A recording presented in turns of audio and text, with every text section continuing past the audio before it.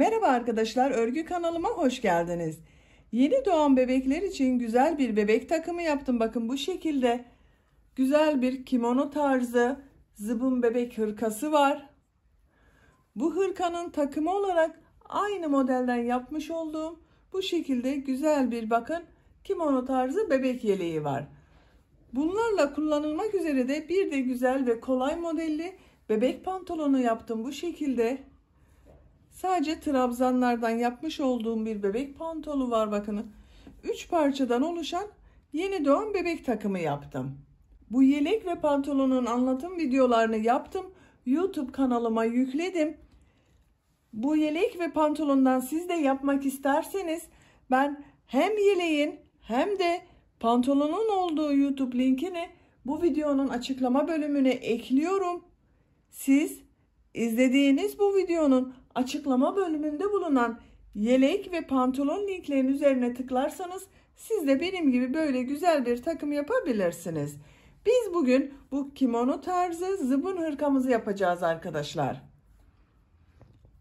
Bakın açık olarak da görelim. Hırkanın örgüsüne yakadan zincir yaparak başlıyoruz. Başlangıçta sadece kol ve arka bölümün olduğu zincirleri yapıyoruz. Bu ön bölümleri arttırmalar yaparak elde ediyoruz arkadaşlar. Ben bugün 0-3 aylık bir bebek için anlattım. Ama siz isterseniz daha büyük bebekleriniz için de yapabilirsiniz. Ölçülerini size söylüyorum. Başlamadan önce fikriniz olsun. Kol altının buradan genişliğini ölçüyorum. 23 santimetre. Yüksekliğini ölçüyorum. Omuzdan itibaren tam yükseklik 28 santimetre. Kol altından yüksekliğini ölçüyorum. 17 santimetre. Kol yüksekliğini ölçüyorum.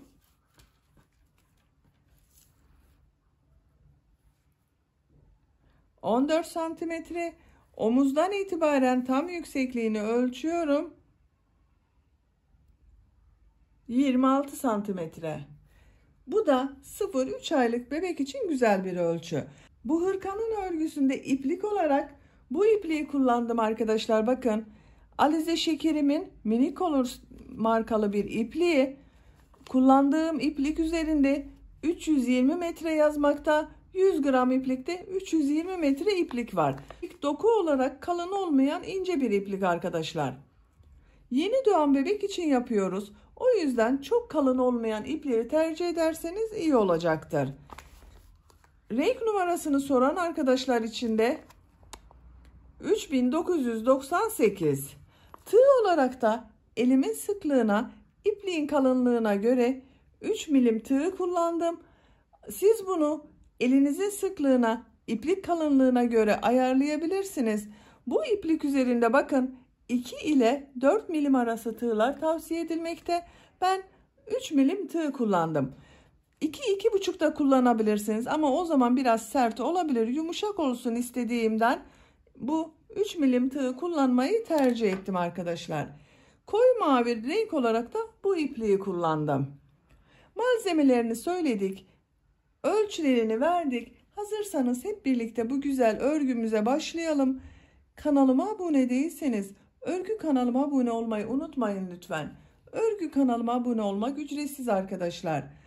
Örgü kanalıma ücretsiz abone olup orada bulunan zil şeklinde dokunarak açık konuma getirirseniz kanalıma video yüklediğim zaman ilk önce size bildirim gelecek. Örgülerimden herkesten önce sizin haberiniz olacaktır. Videolarımın altına beğeni ve yorumlarınızı da yaparsanız çok sevinirim. Örgü kanalımın devamlılığı için sizlerden gelen beğeni ve yorumlar çok önemli arkadaşlar. Aklınıza takılan bütün soruları da yorumlar bölümünden sorabilirsiniz. Mümkün olduğunca bütün sorulara cevap vermeye çalışıyorum. Örgü kanalıma ücretsiz abone olup beğeni ve yorumlarını da yaparak destek olan bütün arkadaşlara çok teşekkür ederim. Hepinize kolay gelsin. İyi çalışmalar.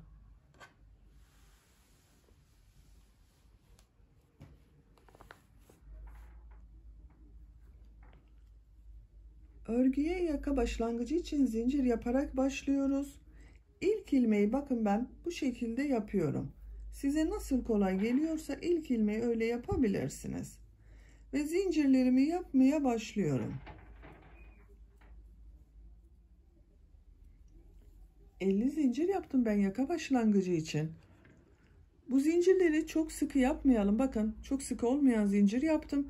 Bunun üzerinden şimdiki sırada trabzanlar yapacağız. 50 zincirin kaç santim olduğunu ölçüyorum. Başlangıcı sıfıra tutup ölçtüğüm zaman 19 santimlik zincir uzunluğu var. 19-20 santim bakın. Bu 50 zinciri sadece kol ve arka bölümün sayılar arkadaşlar. Ön bölümleri arttırarak elde edeceğiz. 3 zincirde dönüş için yapıyorum. 1, 2, 3 ilmek atlıyorum. 4. ilmek içerisine trabzan yapıyorum. Bakın bu 3 ilmek atladığımızda bir trabzan, bir ilmekte 2 trabzan oldu. İpi tığın üzerine alıyorum. Bu ilmek içerisine 3 trabzan yapıyorum. Bu ön ile kol bölümünü ayıran arttırma yapacağımız ilmek. Buraya 3 trabzan yapıyorum.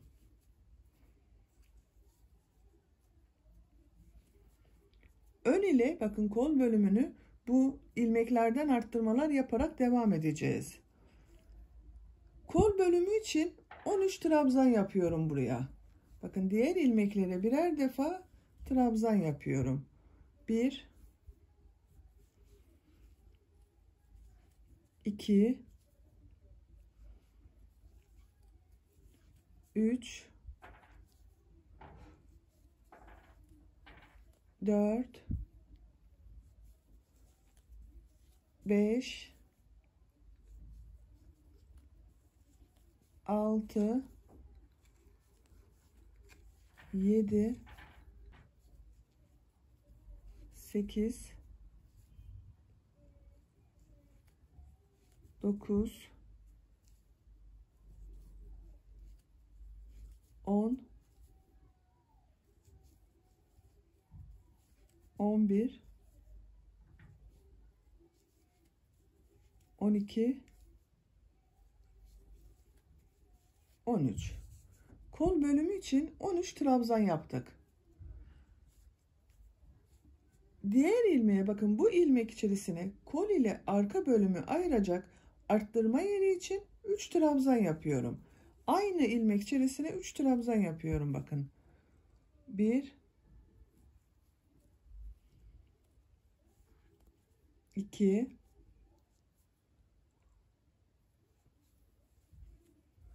3. Arka bölümün trabzanlarındayız. Arka bölüm için 18 trabzan yapıyoruz. Her ilmeğe birer defa. İlk ilmek içerisine bakın, 1 yaptım. 2, 3, 4, 5, 6, 7, 8, 9, 10, 11, 12, 13, 14, 15, 16, 17, 18. Arka bölüm için de 18 trabzan yaptık buraya. Arka bölüm ile diğer kol bölümünü ayıracak olan arttırma yapacağımız, bakın bu ilmek içerisine 3 trabzan yapıyorum. Aynı ilmeğe 3 trabzan yapıyorum. 2, 3, Diğer 13 ilmek üzerine birer defa trabzan yapıyorum kol bölümü için. Bu kol bölümünde buraya 13 trabzan yaptım. Buraya da 13 trabzan yapıyoruz. Bakın 1 2 3 4 5 6 7 8 9 10 11 12 13 13 trabzan da buraya yaptım.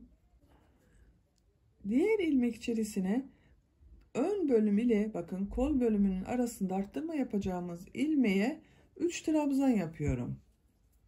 1 2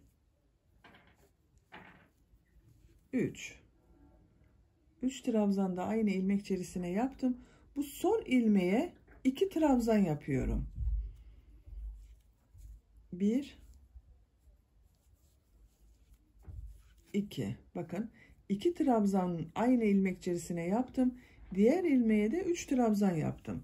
Sıra başında da aynı yapmıştık. Bakın 2 trabzan yapmıştık. Bir ilmek içerisine yanındaki ilmeğe 3 trabzan yapmıştım. Bu sıra sonunda da aynısı oldu.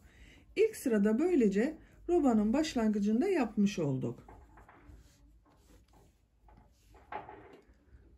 Roba arttırma yapacağımız yerleri de belirledik. Bu robada bakın 1 2 3 4 noktadan arttırma yapıyoruz. Ön bölümlerde de sıra başında ve sıra sonunda trabzan arttırması yaparak ön bölümleri elde edeceğiz. Siz bunu daha büyük bebekleriniz için yapıyorsanız başlangıç zincir sayısını daha fazla yapabilirsiniz arkadaşlar. Siz bunu 3-6 aylık bebeğiniz için yapacaksanız 4 zincir fazla başlayabilirsiniz. Kol bölümlerini 14 trabzan, arka bölümü de 20 trabzan yapabilirsiniz. Bu yaptığımız bakın 2 ve 3 trabzan yaptıklarımızı değişmeyecek. Kaç yaş için yaparsanız yapın bu ilk başlangıçta yaptığımız 2 ilmeği olan trabzan sayısı aynı olacak. Sadece kol ve arka bölüm için yaptığımız sayılar değişecek. Daha büyük 6 aylık bir bebek için yapmak istiyorsanız da 8 trabzan fazla yapabilirsiniz. Arka bölümü 22 trabzan yapabilirsiniz. Kol bölümlerinde 15-16 trabzan kendinize göre ayarlama yapabilirsiniz. Biz bugün 0-3 aylık bebek için yapıyoruz. İkinci sıradayız. İkinci sırada dediğim gibi bakın sıra başında ve sıra sonunda arttırma yapacağız. Ayrıca bu 3'er trabzan yaptığımız trabzanların ortada bulunan ilmekler üzerine arttırmalar yapacağız. Toplam 6 noktada arttırma yapıyoruz. Bir zincir yapıyorum, örgüyü çeviriyorum. İlk ilmek içerisine 2 trabzan yapıyorum. Bir trabzan yaptım. Aynı ilmek içerisine bir trabzan daha yapıyorum. Bakın bu trabzan için yaptık. Bir tane de arttırma yaptım bu sırada. Diğer ilmeği trabzan yapıyorum. Bakın 3 trabzan yaptığımız ilmeğe geldim. Bu ilk ilmek üzerine bakın trabzan yapıyorum. Ortada bulunan bakın bu ilmek üzerine 3 trabzan yapacağız. 1 2 3 trabzan yapmıştım. Ortada bulunan ilmek üzerine 3 trabzan yapıyorum. 1 2 3 arttırma yaptık. Kolda bulunan ilmekler üzerine trabzan yaparak devam ediyorum. Bunların hepsine birer defa trabzan yapıyorum bakın.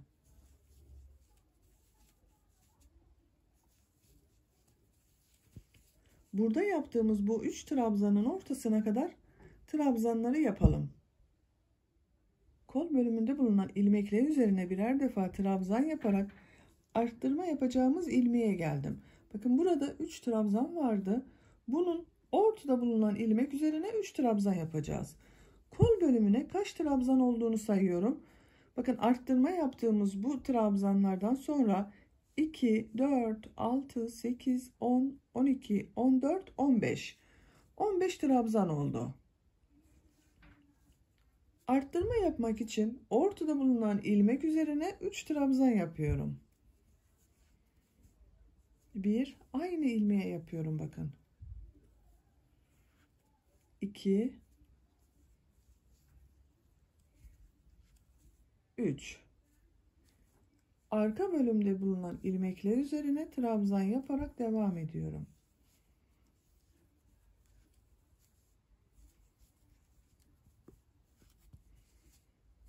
Arttırmaları böyle 3 trabzan yaparak yapıyoruz. Ortada bulunan ilmekler üzerine 3'er trabzan yaparak hem kol hem arka bölümde arttırma yaptık bakın burada. Birisi kolda kalacak, birisi arka bölümde. Bu ortada bulunan ilmek üzerine bir sonraki sırada tekrar 3 trabzan yapacağız. Diğer arttırma yapacağımız burada bulunan bakın ortada bulunan ilmek üzerine kadar devam edelim. Arka bölümde bulunan ilmekler üzerine de trabzanları yaptım. Arttırma yapacağımız bu ortada bulunan ilmeğe geldim bakın. Bu ilmek üzerine 3 trabzan yapıyorum.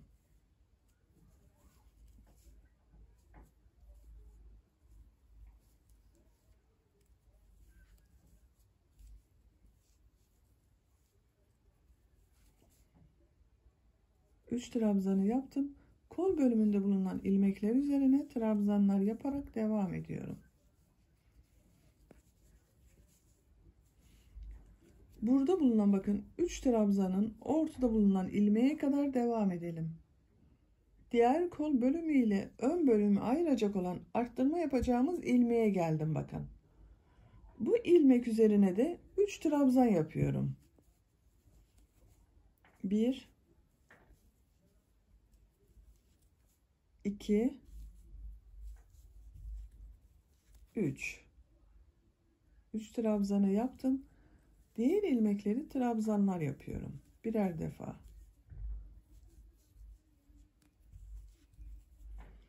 Burada 3 ilmek atlayarak oluşturduğumuz bir trabzan vardı. Bu ilmek üzerine 2 trabzan yapıyorum. 1, ön bölümde bakın hem bu kol ile ön bölümün ortasında bulunan ilmekte arttırma yaptık hem de ön patta arttırma yaptık. 2 yerde arttırma yapıyoruz. Trabzan sayılarını sayalım. Bakın bu 3 trabzan yaptığımız ilmekten sonra 4 trabzan var burada. Sıra başında bulunan ilmekte de bakın 1, 2, 3, 4 trabzan yaptık. Ön bölümde 4 trabzan var. Bakın robamız belirli olmaya başlıyor. 3. sıradayız. 3. sırada yine arttırmalara devam edeceğiz. Bakın bu 3 trabzanların ortada bulunan trabzanlar üzerinden yine 3'er trabzan yaparak arttırma yapacağız. Ama artık bu 3. sıradan sonra sıra başında ve sıra sonunda birer ilmek değil 2'şer ilmek arttırması yapacağız. Bir zincir yapıyorum, örgüyü çeviriyorum. Bu ilk ilmek içerisine 3 trabzan yapıyorum. Bakın ilk trabzan burada bulunan trabzan için olan trabzan. Aynı ilmeğe 2 trabzan daha yapıyorum.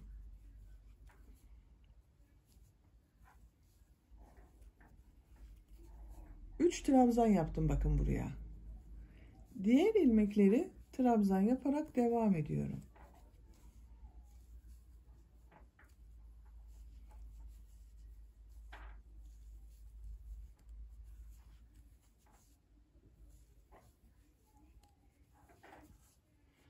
Bakın arttırma yapacağım ilmeğe geldim. Bu 3 trabzanın ortasında bulunan ilmek üzerine 3 trabzan yapıyorum.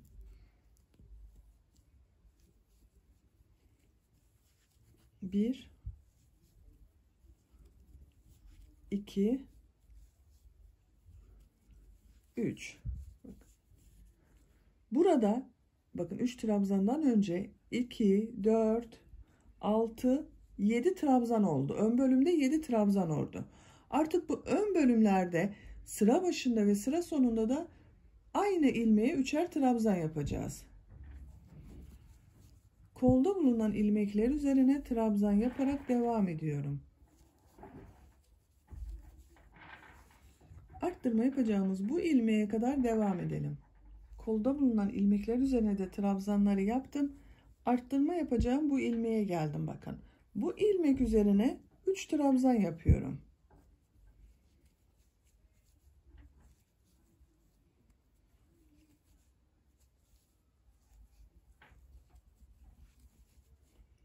Aynı ilmeğe 3 trabzan yaptım. Diğer ilmekleri birer defa trabzan yapıyorum.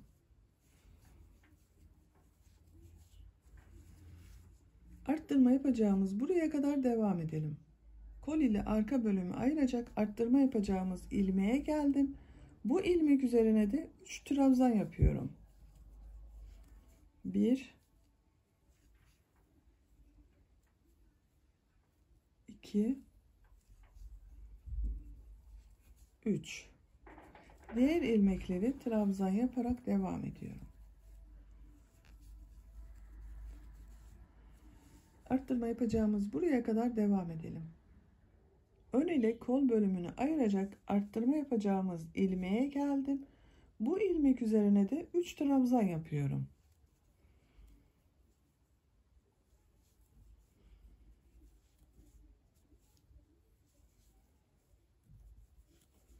Üç trabzanı yaptım. Diğer ilmekleri birer defa trabzan yaparak devam ediyorum. Son ilmeğe 3 trabzan yapacağız yine arkadaşlar.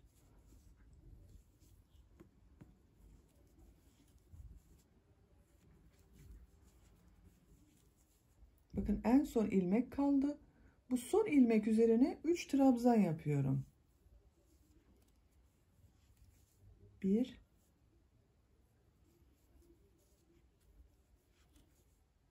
2 3. Bakın son ilmeğe 3 trabzan yaptım. Burada tekrar sayalım. 3 6 7 trabzan var bakın. Sıra başında bulunan ön bölümde de 7 trabzan vardı. Burada da 7 trabzan oldu. Eksik veya fazla yapmayalım bu ön bölümleri. Burası ön bölüm oluyor. Bu arttırma yerinden bakın buraya kadar ön bölümler. Her sırada ilmek artması oluyor. Dördüncü sıradayız. Bir zincir yapıyorum. Örgüyü çeviriyorum. Bu ilk ilmek üzerine yine 3 trabzan yapıyorum. 1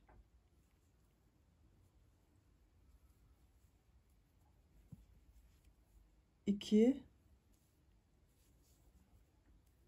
3. Aynı ilmeğe 3 trabzan yaptım. Diğer ilmekleri arttırma yapacağımız buraya kadar birer defa trabzan yapıyorum.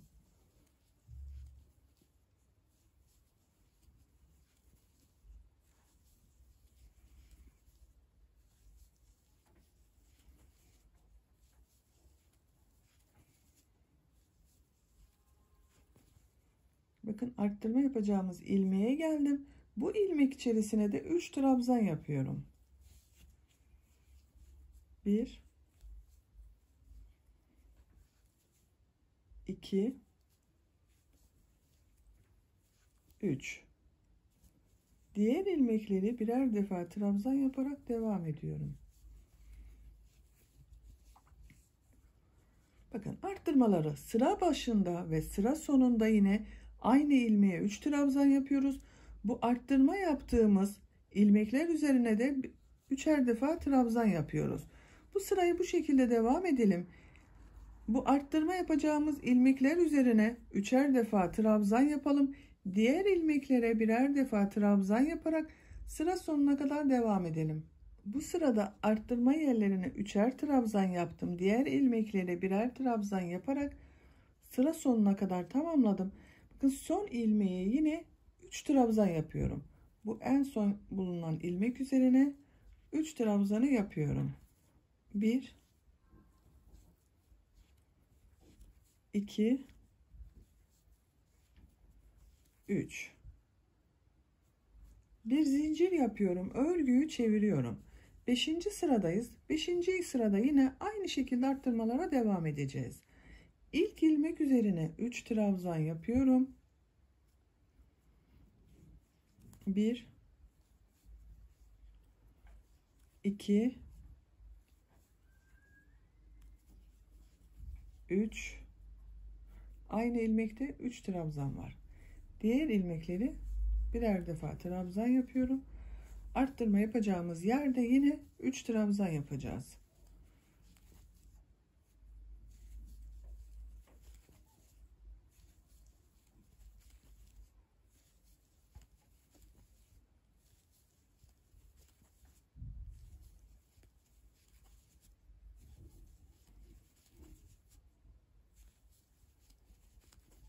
Bakın arttırma yapacağımız ilmeğe geldim.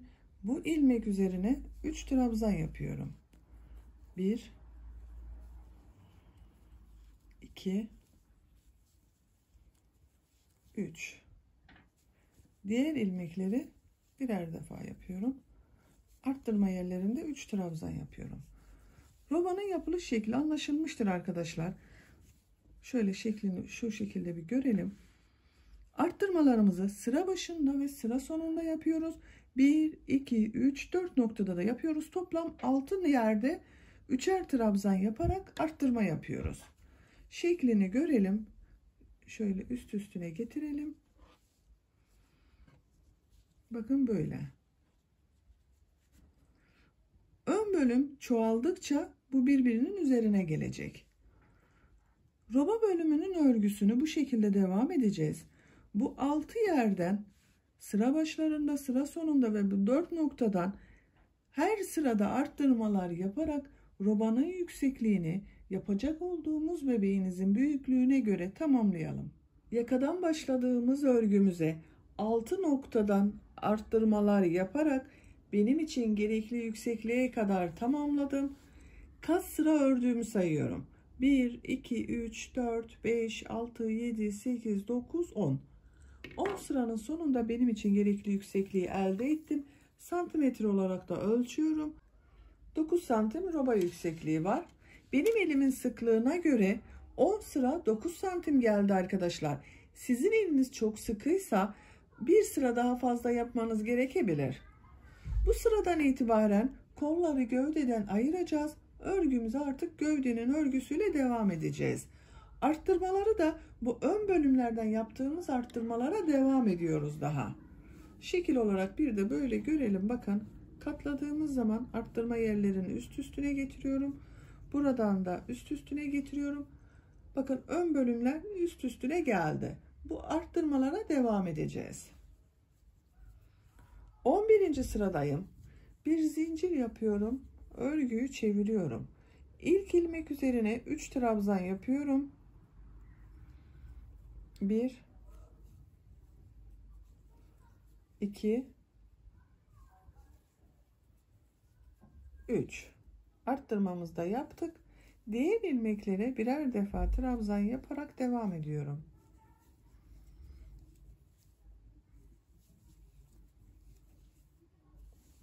Arttırma yaptığımız burada bulunan ilmeğe kadar devam edelim. Ön bölümde bulunan ilmekler üzerine birer defa trabzan yaparak bu arttırma yaptığımız ilmeğe geldim. Bu ilmek içerisine ön bölüm için 2 trabzan yapıyorum.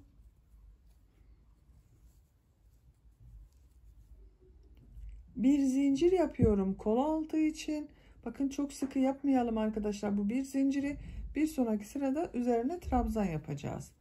Tığın üzerine iplik alıyorum. Kolda bulunan bütün ilmekleri atlıyorum. Kol ile arka bölümü ayıran bakın burada arttırma yaptığımız ilmek vardı. Bu ilmek içerisine 2 trabzan yapıyorum. 1 2 bakın kol altında buraya oluşturmuş olduk. Diğer ilmeklere birer defa trabzan yaparak devam ediyorum.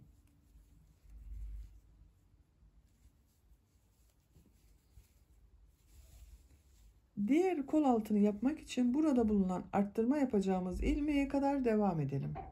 Arka bölümünde bulunan ilmekler üzerine de trabzanları yaptım. Kol ile arka bölümü ayıran bakın bu arttırma yerine geldim. Bu ilmek üzerine arka bölüm için 2 trabzan yapıyorum. Bakın aynı ilmek içerisine 2 trabzan yaptım. Kol altı için bir zincir yapıyorum. Tığın üzerine iplik alıyorum. Kolda bulunan ilmekleri atlıyorum. Kol ile ön bölümü ayıran burada arttırma yapacağımız ilmek içerisine ön bölüm için 2 trabzan yapıyorum. Bakın bu kol altında buraya yaptık. Diğer ilmekleri trabzanlar yapıyorum. Sıra sonuna kadar devam edelim. Trabzanlar yaparak sıra sonuna kadar tamamladım. Sıra sonunda bulunan ilmeğe 3 trabzan yaptım. Bakın 1 2 3 arttırmayı yaptık. Artık kolları gövdeden ayırdık. Örgümüze gövdenin örgüsüyle devam edeceğiz. Görüntü olarak bakalım arkadaşlar, bu şekilde.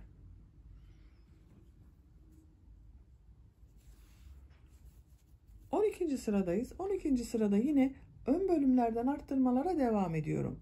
Bir zincir yapıyorum, örgüyü çeviriyorum. Bu ilk ilmek üzerine 3 trabzan yapıyorum.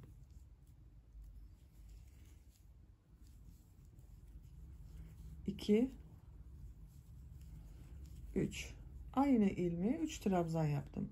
Diğer ilmeklere birer defa trabzan yapıyorum.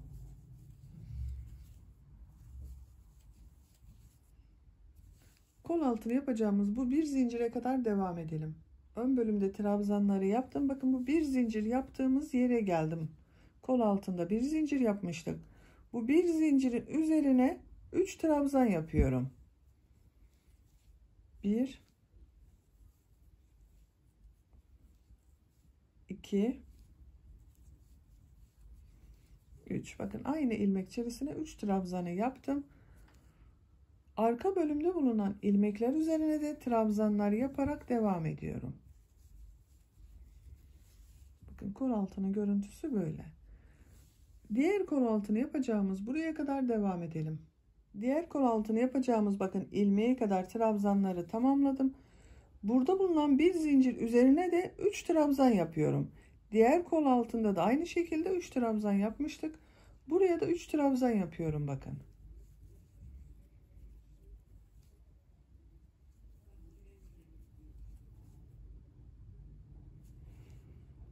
Ön bölümde bulunan ilmek üzerine de trabzan yaparak devam ediyorum.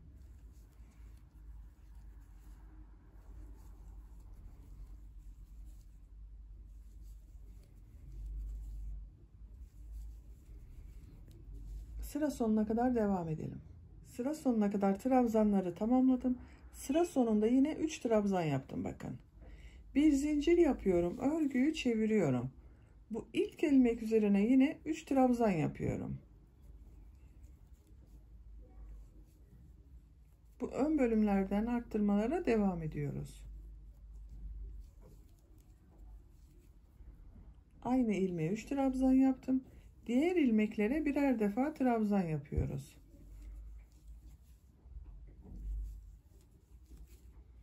Bu şekilde.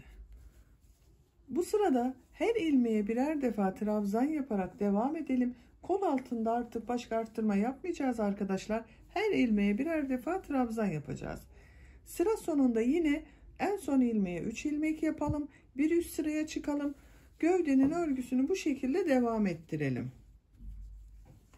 Bakın. Sadece bu sıra başında ve sıra sonunda arttırmalar yaparak gövdenin örgüsüne devam edelim. Ön bölümde arttırmalara devam ederek bakın ben buraya kadar ördüm. Görüntü olarak bu şekilde. Arttırmaları burada yeterli görüyorum. Kol altından sonra kaç sıra ördüğümü sayıyorum arkadaşlar. 1, 2, 3, 4, 5, 6, 7. 7 sıranın sonunda artık ön bölümlerden arttırmayı burada bırakıyorum. Ön bölümleri düz devam edeceğiz.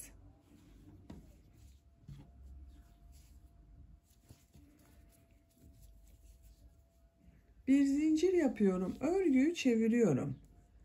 İlk ilmek üzerine bir trabzan yapıyorum. tığın üzerine iplik alıyorum. Bakın aynı ilmeği yapmıyorum. Artık arttırma yapmayacağız. Takip eden ilmek içerisine trabzan yapıyorum.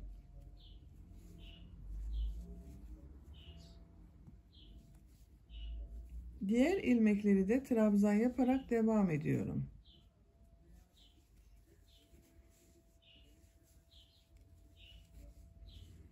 Artık ön bölümlerin örgüsünde düz devam edeceğiz.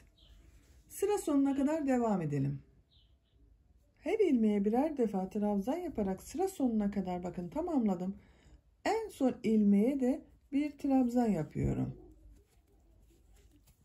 Diğer trabzanları yapmıyorum. Arttırma yapmıyoruz artık. Bir zincir yapıyorum. Örgüyü çeviriyorum.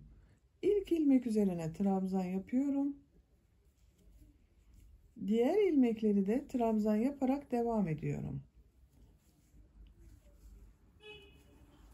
Bakın sıra sonunda ve sıra başında yine arttırma yapmadım.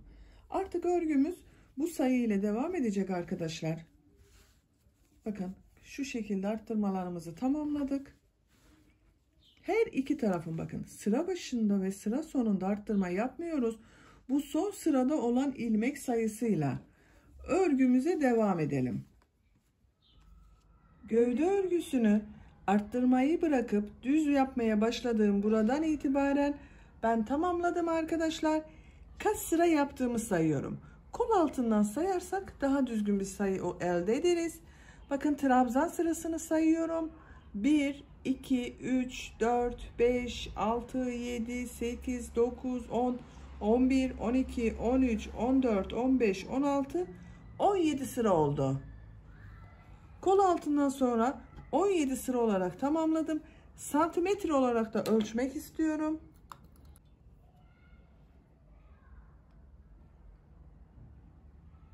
Ölçtüğüm zaman 16 santimetre yükseklik var.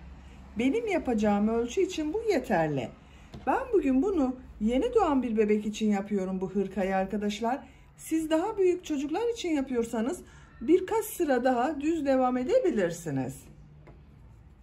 Bakın bu ön patı isterseniz burası altta burası üstte kalacak şekilde kullanabilirsiniz. Tam tersi bu şekilde de size hangi tarafı düzgün geliyorsa o tarafını üst bölüme getirebilirsiniz.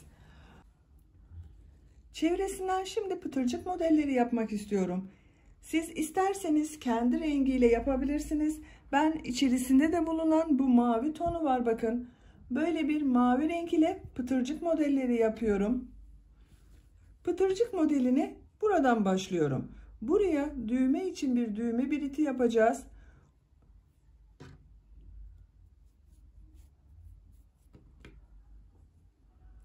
Bu köşeden bakın. Şöyle gösterelim. Buradan mavi renkli bir ilmek yapıyorum. Bir zincir yaptım, sağlamlaştırdım. 2 zincir yapıyorum. Aynı ilmek içine sık iğne yapıyorum. Pıtırcık modelleri yapıyoruz arkadaşlar. Bu ilmeği atlıyorum. Bakın burada bulunan ilmek içine bir sık iğne, 2 zincir, bir sık iğne yapıyorum.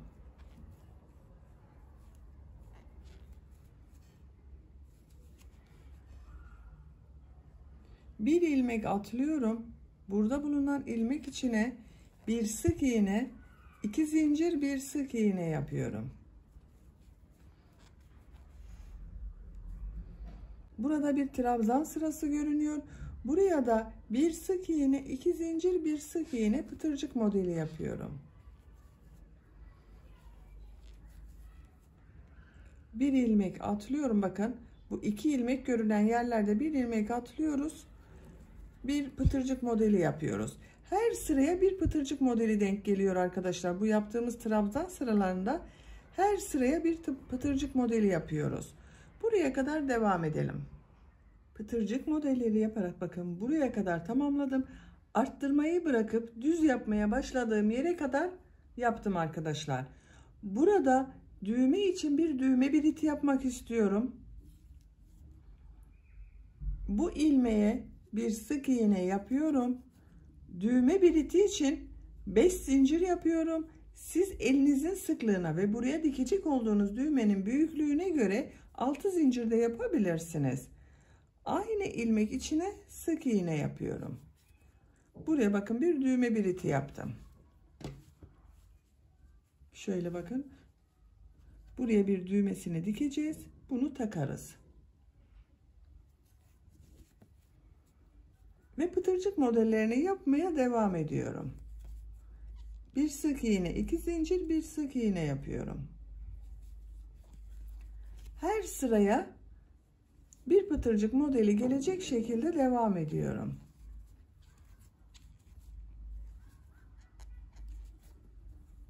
Bakın. Pıtırcık modelleri yaparak çevresinde devam edelim. Etek ucuna geldiğimiz zaman da pıtırcık modellerini yapalım. Bu başladığımız yere kadar tamamlayalım. Çevresinden pıtırcık modelleri yaparak başlangıç yaptığım yere kadar tamamladım. Etek ucunda da bakın pıtırcık modellerini yaptım arkadaşlar. Bu son ilmek ile burada yaptığım ilk ilmeği ilmek kaydırması yaparak birleştiriyorum. İpliği burada kesiyoruz. Ben kestim ipliği arkadaşlar. Bakın bu şekilde bir görüntü oldu. Hırkanın buraya düğmesini dikeceğiz, bitireceğiz arkadaşlar. Bu iç bölüme de ipler yapacağız. Onu yapmadan önce kol örgüsünü tamamlayalım.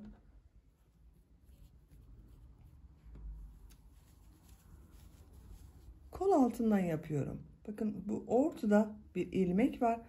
Bundan ipliği bağlıyorum. Buradan bir ilmek yapıyorum. Tığın üzerine iplik alıyorum. Bakın bu kolları ayırdığımız yerde bir ilmek var. Buna 2 trabzan yapıyorum. 1 2. Diğer ilmekleri de birer defa trabzan yaparak devam ediyorum. Her ilmeğe bir trabzan yapıyorum. Trabzanlar yaparak sıra sonuna kadar devam edelim. Kol çevresinde trabzanlar yaparak bakın sıra sonuna kadar tamamladım. Sıra sonunda bu gövdeyi yaptığımız, bakın arka bölümü yaptığımız, arttırma yaptığımız bir ilmek var. Bu ilmek içine de 2 trabzan yapıyorum. 1 2. Bu ilmek ile ilk yaptığım ilmeği ilmek kaydırması yaparak sırayı birleştiriyorum. Kolun örgüsünde ilk sıra trabzan sırasını yaptım. 2 zincir yapıyorum. Örgüyü çeviriyorum arkadaşlar. İlk ilmek üzerine trabzan yapıyorum. Diğer ilmekleri de trabzan yaparak devam ediyorum.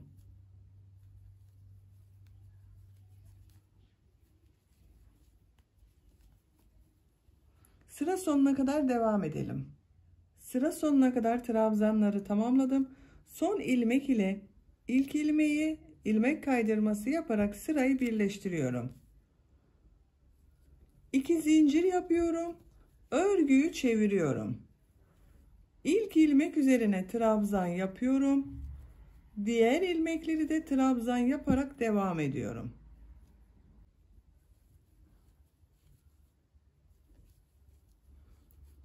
Bu şekilde. Sıra sonuna kadar trabzanlara devam edelim. Sıra sonunda ilmek kaydırması yaparak birleştirelim. 2 zincir yapıp örgüyü çevirelim. Kolun örgüsüne devam edelim. Kol örgüsünü yaparken de gövde örgüsünde yaptığımız gibi her sıra sonunda örgüyü çevirerek örelim arkadaşlar. Yuvarlak devam ederseniz gövde örgüsü ile arasında görüntü farklılığı oluşur. Model farklı olur. Onun için sıra sonunda örgüyü çevirerek örelim lütfen. Kolun örgüsünü trabzan sırasını tekrarlayarak devam edelim. Hırkanın kol örgüsünü ben tamamladım. Kaç sıra yaptığımı sayıyorum. Bakın başlangıçtan itibaren burada kol örgüsüne başladım. 2, 4, 6, 8, 10, 12, 14, 16, 17 sıra kol örgüsü yaptım. Gövde ile bakın şu şekilde yaptığınız zaman aynı görünüyor arkadaşlar. Aynı uzunlukta yaptım. Çok kısa yapmak istemedim. Diğer kolun örgüsünde bakın tamamladım ben. Bu kolun örgüsünü bebeğe giydirdiğimiz zaman bu şekilde geriye bükerek spor bir görüntü elde edeceğiz. Şimdi bu kolun ucuna da bu çevresinde yaptığım gibi pıtırcık modelleri yapıyorum. Bu renk ile yapıyorum yine. Buradan bir ilmek yapıyorum. 2 zincir yapıyorum. Aynı ilmek içine sık iğne yapıyorum. Bir ilmek atlıyorum. İkinci ilmeğe bir sık iğne, 2 zincir, bir sık iğne yapıyorum.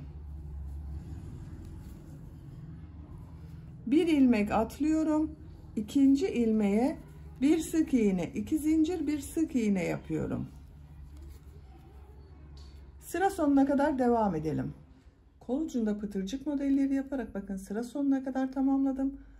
Son modelden sonra ilk model ile ilmek kaydırması yaparak sırayı birleştiriyorum. İpliği kesiyorum.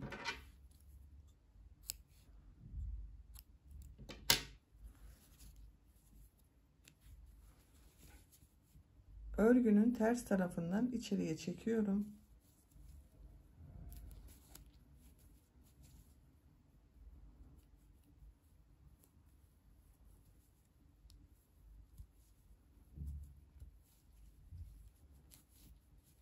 Bakın arkadaşlar.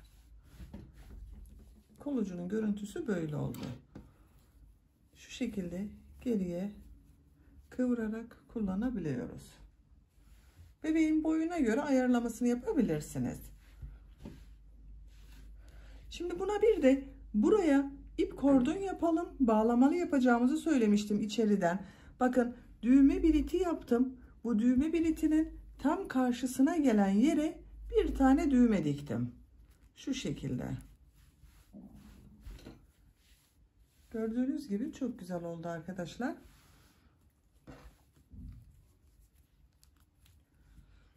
Şimdi bu içine de ip kordon yapalım. Bağlayarak kullanırız. Düğme yaparsak çok kaba görünecek arkadaşlar. Onun için ip kordon yapıyorum.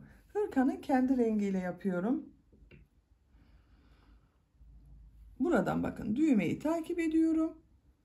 Burada bulunan ilmekten ipliği bir defa bağlıyorum. İlmek yapıyorum. Zincirler yapıyorum.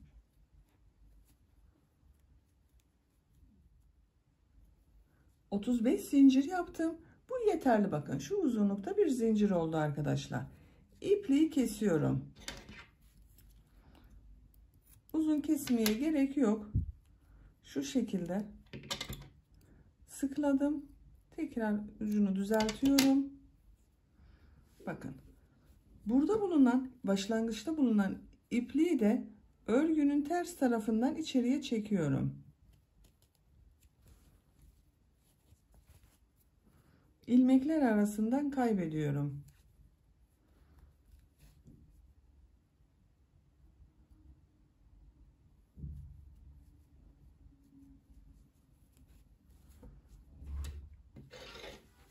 İp kordonun birisini yaptım. Bunun bakın şöyle katlıyorum düğmesini üzerine denk gelecek şekilde elimle düzeltiyorum.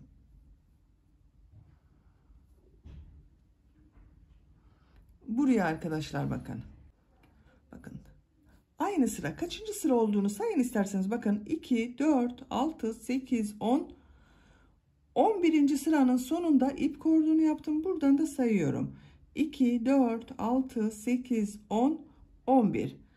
11. sıraya şu şekilde yine diğer ip kordonu başladığım gibi ipliği bir defa bağlıyorum. İlmek yapıyorum. Zincirler yapıyorum. Bu zinciri kaç zincir yaptıysanız bunu da aynı sayıda zincir yapalım. Buraya da ip kordon için 35 zinciri yaptım. İpliği kesiyorum.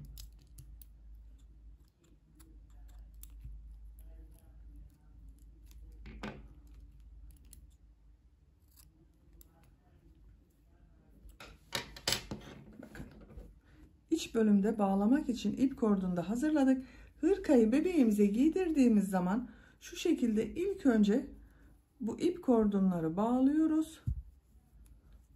Daha pratik kullanımlı oldu arkadaşlar. Düğmesini takıyoruz. Hırkayı kullanmaya başlıyoruz artık bakın. Diğer kulucu da bükelim geriye.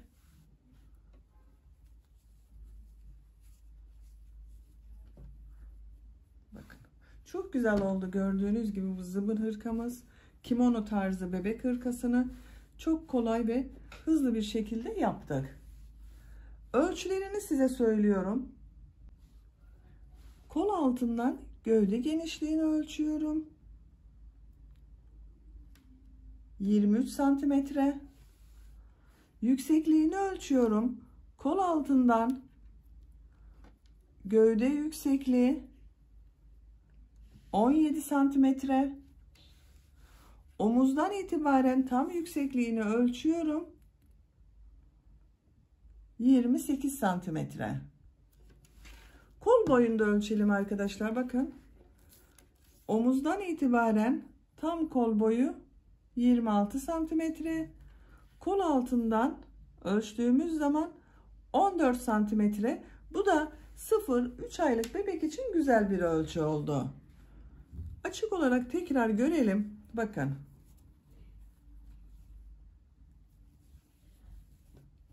Örgünün ters görüntüsü de böyle.